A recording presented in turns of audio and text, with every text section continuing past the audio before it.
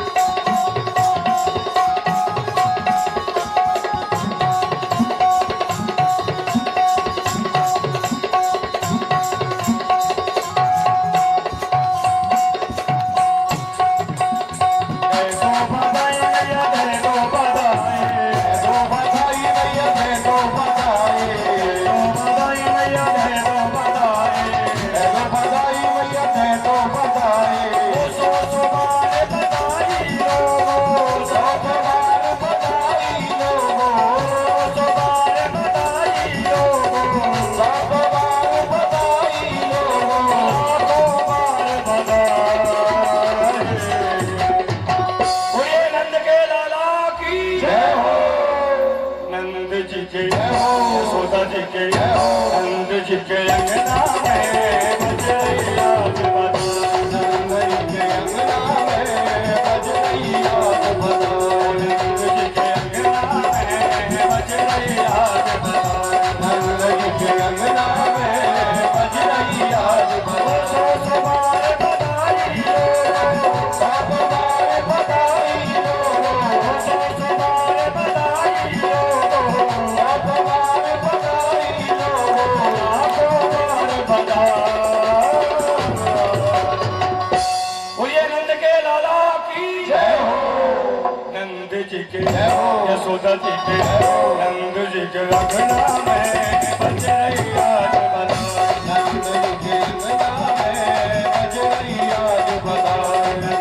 के अंगना में।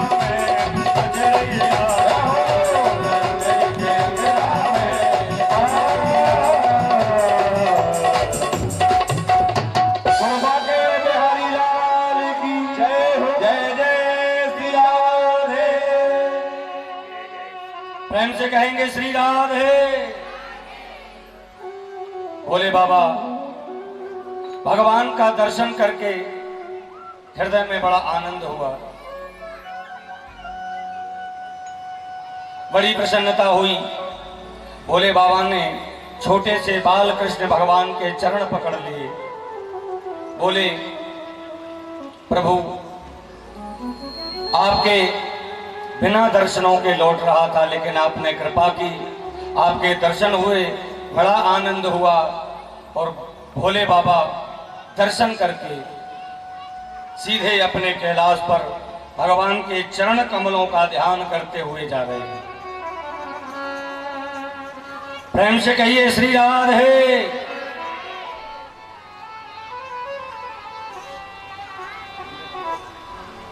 सुखदेव जी कहते हैं परीक्षित, कंस ने जिस पूतना को भेजा तो पूतना लौट करके नहीं गई। अच्छा देखो, किसी काम से किसी को हम लोग भेजें और जब वो लौट करके नहीं आए तो मन में चिंता होगी कि नहीं, भैया वो गया था लौट करके नहीं आया। पूतना महाराज लौट करके नहीं पहुंची तो सुखदेव जी कहते हैं, परीक्षित, कंस ने एक और राक्षस भेजा जिसका नाम है तृणावर्त। अच्छा, पूतना भी जो आई थी पूर्व जन्म में, ये पूतना बलि की रत्नमाला नाम की कन्या थी। और इसने जब भगवान वामन को देखा, भगवान वामन ने अवतार धारण के जब बलि के सारी संपत्ति को नाप लिया था, तो भगवान का दर्शन करके पूतना कहने लगी, देखो कितना सुंदर बालक है, और यदि ये मेरा बालक होता तो मैं बड़े प्रेम से इसको स्तनपान कराती, इसका पालन करती, इसको बढ़िया श्रृंगार करती। अच्छा, भगवान मन ही मन बोले, पूतना चिंता मत करो, ये तुम्हारा कार्य हम पूरा करेंगे। लेकिन जब भगवान ने वामन अवतार धारण करके बलि की सारी संपत्ति को नाप लिया, तो वही रत्नमाला नाम की कन्या कहने लगी, यदि ये मेरा बालक होता तो स्तनों में जहर लगा करके इसको मार डालती। भगवान बोले, ये इच्छा भी हम तुम्हारी पूर्ण करेंगे। तो इस जन्म में आकर वही कन्या पूतना हुई और भगवान ने उसका उद्धार किया। प्रेम से कहिए श्री राधे। ऐसा एक भाव और आता है, आनंद रामायण के अनुसार जब भगवान लौट करके अवध में आए, अयोध्या में आकर के जो रजक ने भगवान की धर्म पत्नी माता जानकी के प्रति जो निंदा की,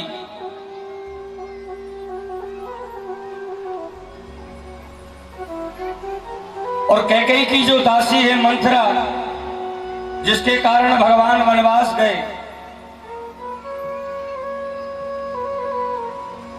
तो वही मंथरा इस जन्म में पूतना बन करके आई। ऐसा आनंद रामायण के अनुसार भाव है। लेकिन पूतना जब लौट करके नहीं गई, एक राक्षस और भेजा जिसका नाम है तृणावर्त।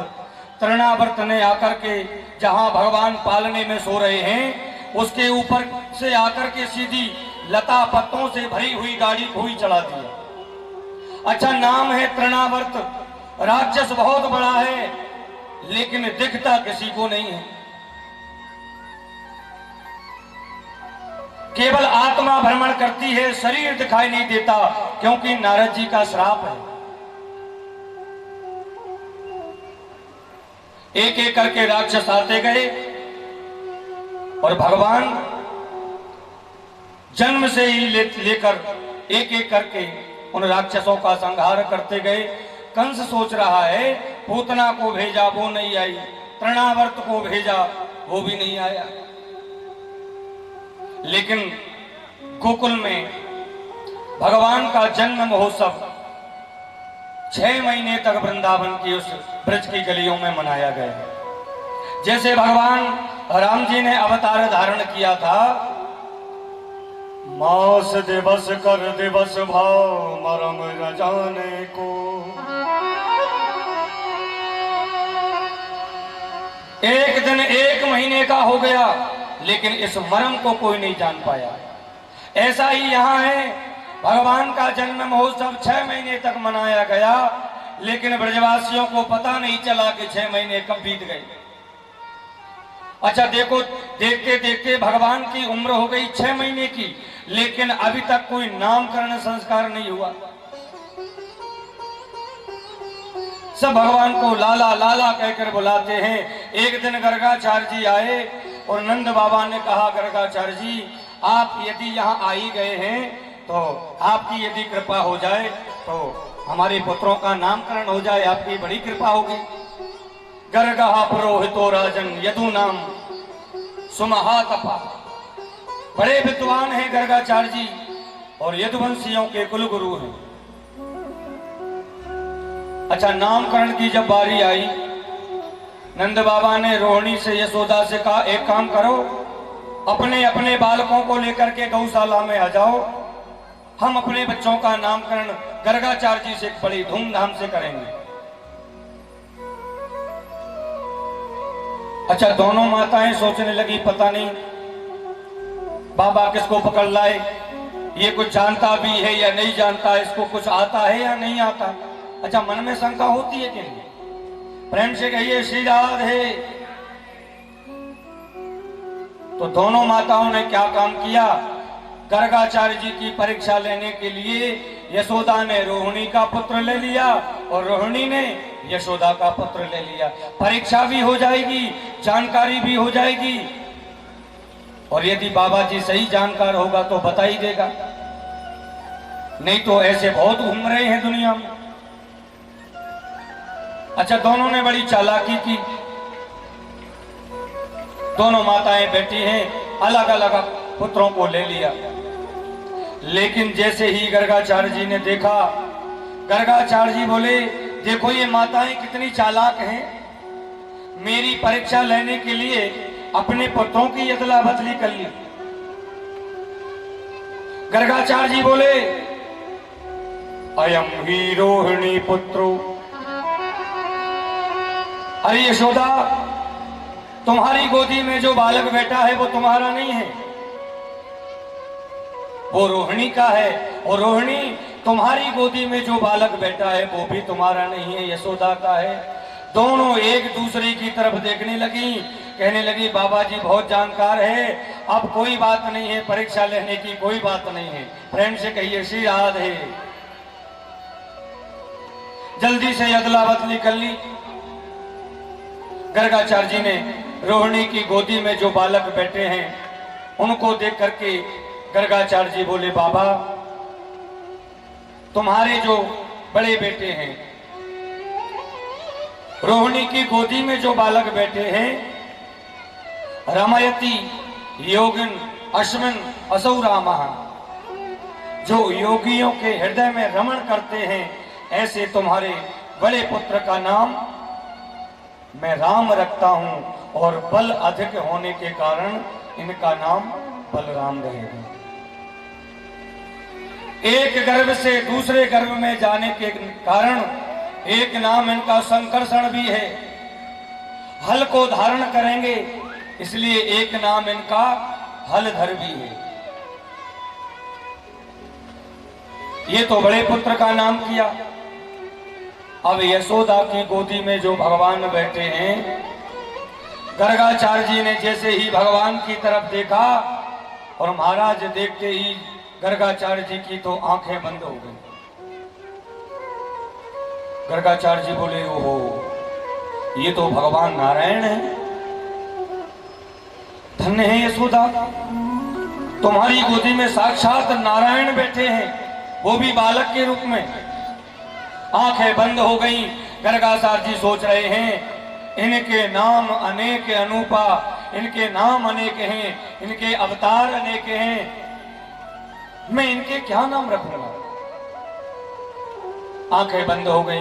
भैया यशोदा बोली, क्यों बाबा जी आंखें बंद क्यों हो गई, बताओ हमारे लाला का क्या नाम होगा।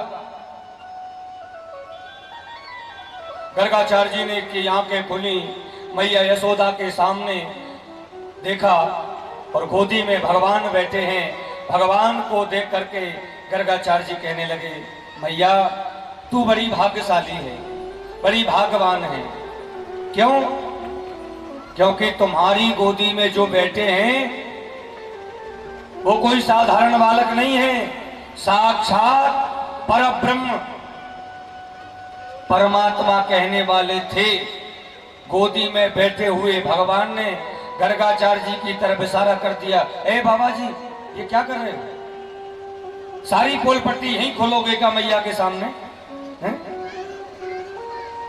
अरे मैया को बता दोगे कि मैं भगवान हूं, और मैया यशोदा मुझे भगवान समझकर घर के एक किसी कोने में बैठा देगी, घर की एक छोटी सी अरैया में बैठा देगी, 2 अगरबत्ती सुबह लगा देगी, 2 शाम को लगा देगी, वो कह दिए कि सुख संपत्ति घरे आवे कष्ट में